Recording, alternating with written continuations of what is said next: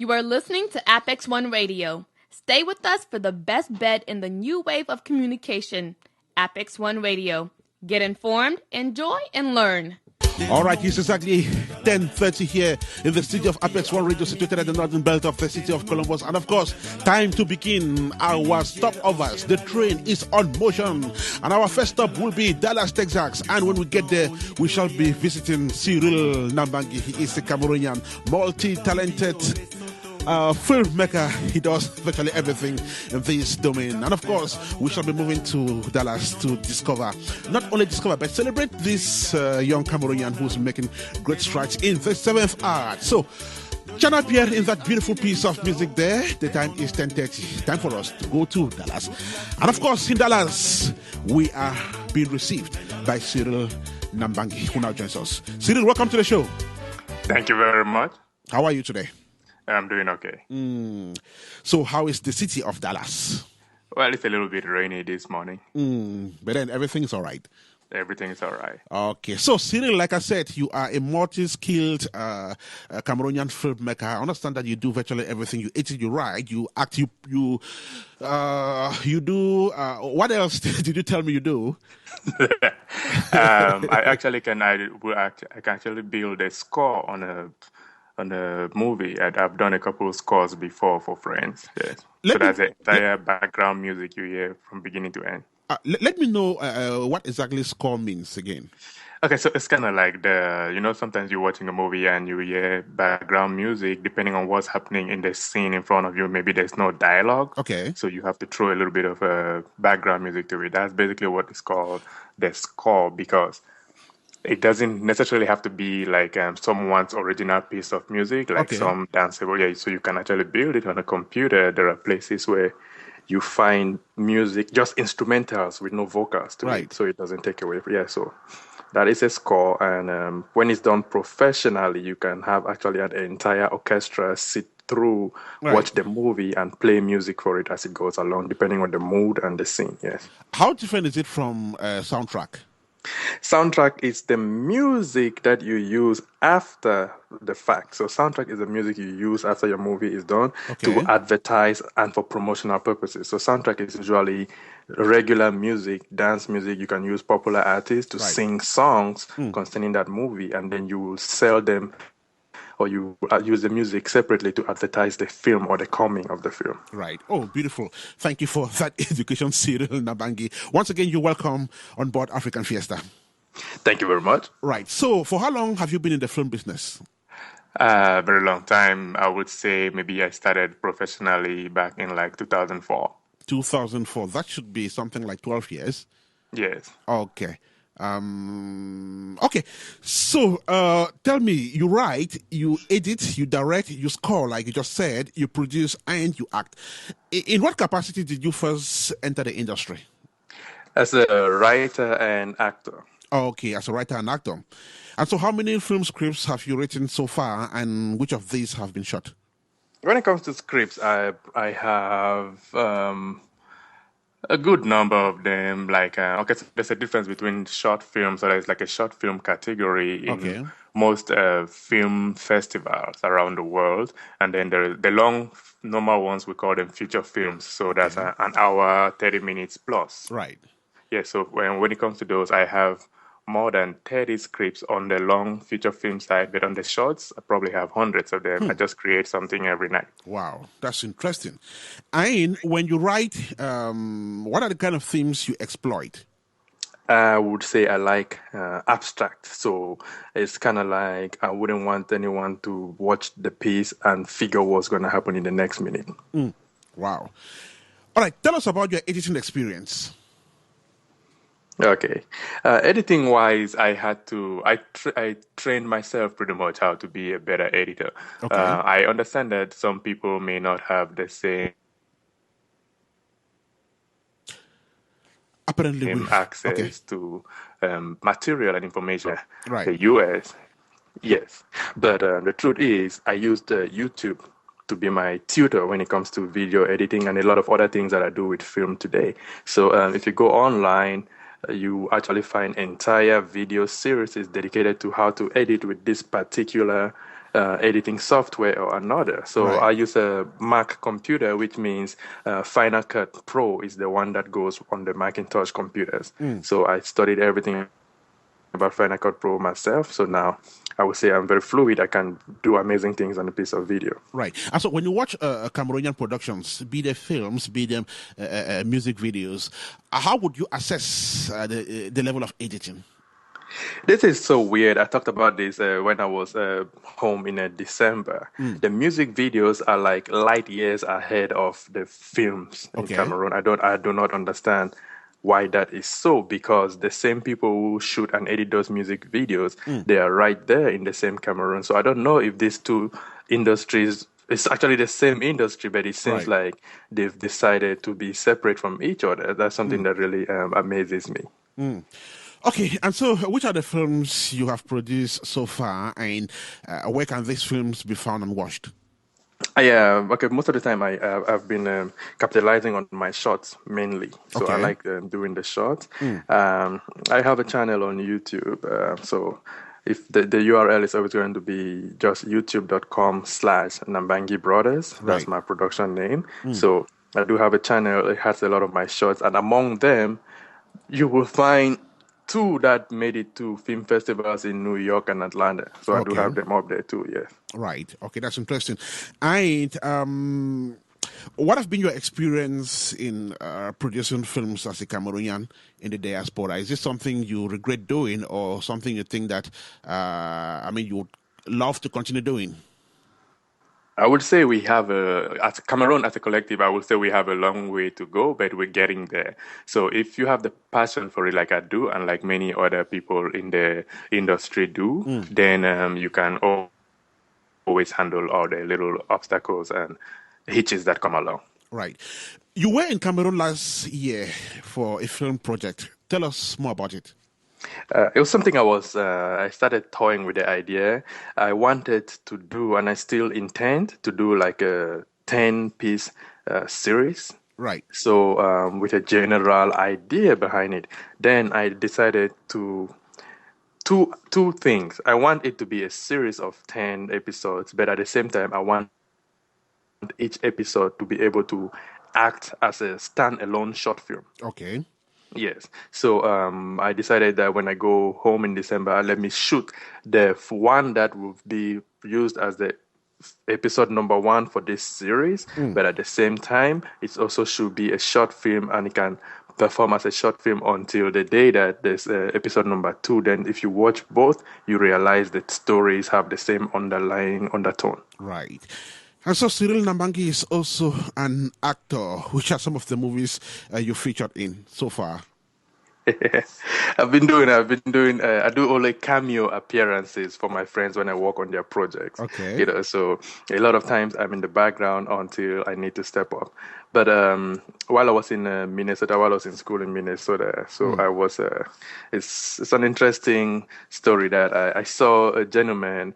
I went to school for journalism, so I have a degree in journalism and advertising. Yeah, but then one day I saw an American white male walking around with a big camera, and because I know cameras, I could tell that was a studio camera, not a regular. So I stopped him and asked him, "Oh, that's a studio camera? Is there a film studio?" Yeah, and he said, "Oh yeah, right in the next building." And so I went to check it out, and they were actually looking for someone to assist the film instructor for the next 2 years, and that became my position.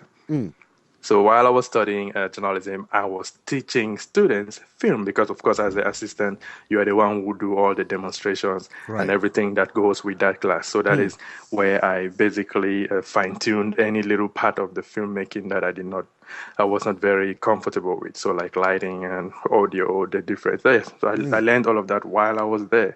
So during that time with the students, we did a lot of projects. A lot of projects for them to be able to graduate. So probably, if you do a search online, I would appear in a lot of student projects because, of course, for the first reason that I was the only one who was not a student amongst them. So they could not use other students because everybody else was working in a different project. So while I'm there, I have to be the person that fills in for any time they need something or they need an actor to do something. Right. So, Cyril, you've been quite involved in film education, and a lot of Cameroonians don't really have the opportunity to get into education formally.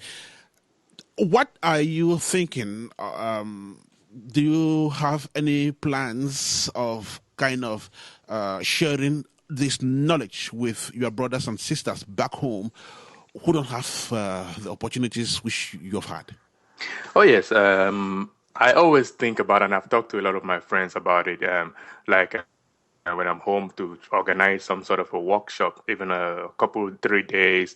I don't mind if it's even a whole month. I can, but then that's the thing. So when it's about, I'm so passionate that I would like to train, especially the young people. You can see a lot of them are idle. If you just give them something to do, especially a craft, then I know that you will have affected their lives forever in a positive way. So I don't mind. By myself, I probably can handle like a 3-day workshop project. But if I get some kind of assistance, I would do a whole month. I don't mind. We can spend the first 2 weeks on video, the next 2 weeks on audio, the next 2 weeks on lighting. I really would love. That's something I want to do more than anything else. Right. So who are some of the African filmmakers you've worked with in the United States? United States, I work with a gentleman from Ivory Coast called Emerick Coffee. He's here in Dallas too, so we always link up. And then Akim Macaulay, of course, that's a good friend of mine. So I was with him back in 2005, 2006 on a couple of his projects. Right. And I also do have a few people here with me in Dallas. Kelechi is from Nigeria. I act as a background invisible man in some of his film projects. So, right. Yeah. Now, tell us about your current projects. What are you working on now?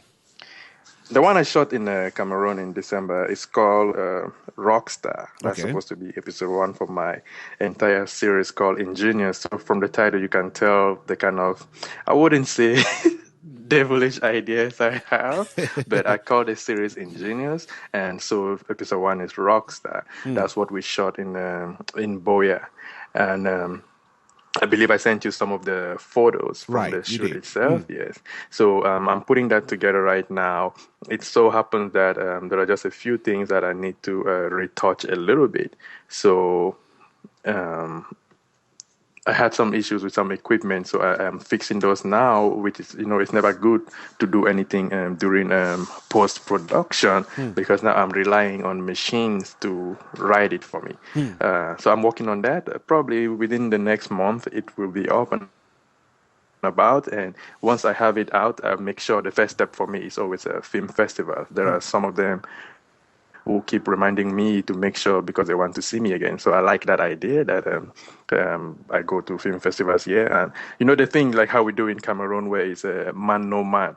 You will feel that you get accepted because somebody in the organization knows you personally, so they're doing you a favor.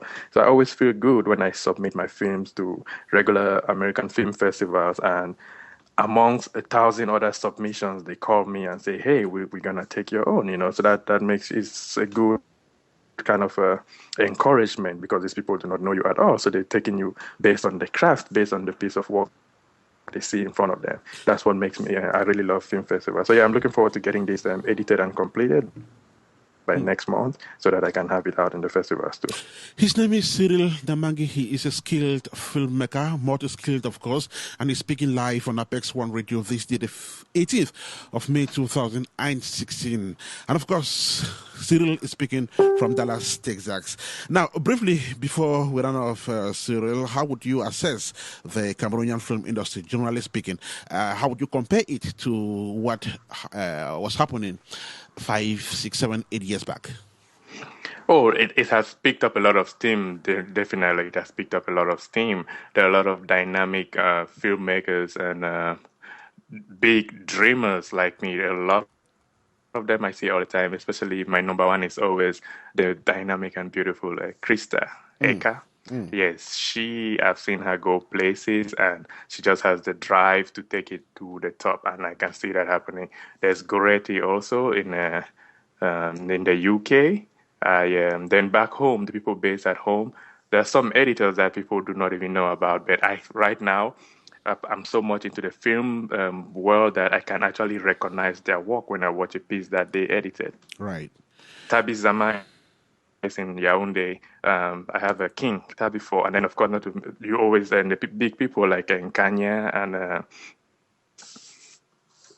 what's her name? The nice young lady Ruth Kweti about to get married. You talked earlier. I heard you're gonna have a Governor Charlotte on the show. I've Definitely watched her a couple of times. You see. Right. This is beautiful. I'm really very inspired by the people who are in right now and how much work they're putting together. And of course, I can't forget Miss DeLong also. There's Sang DeLong. She does modeling and acting also. I've seen a lot of their short skits, and the quality is better, the image is better, and even the editing. Like there's always a format for everything. Right. Film has industry standards. I see people are following those now. 8 years ago, it wasn't like that. Okay, and we want to thank you so much. Just before you go away, could you just give us your contacts? If there are people out there who would want to work with Cyril Nambangi, how can they do that?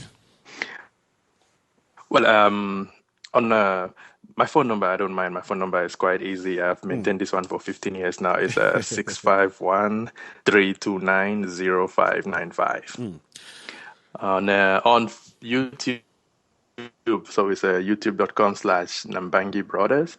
But I realized that I think they've changed some of the ways that people can contact on YouTube. So it's not the same anymore. So that would take us to Facebook. Then it's going to be the same thing, facebook.com/Nambangi Brothers. That's my homepage. That's my business page. Okay, that's beautiful. We want to thank you so much, Cyril. We are going to find time and come back to you because you apparently have so much to talk about, especially in terms of film education. So we'll look for time and bring you back on the airwaves of Apex One Radio. Not a problem.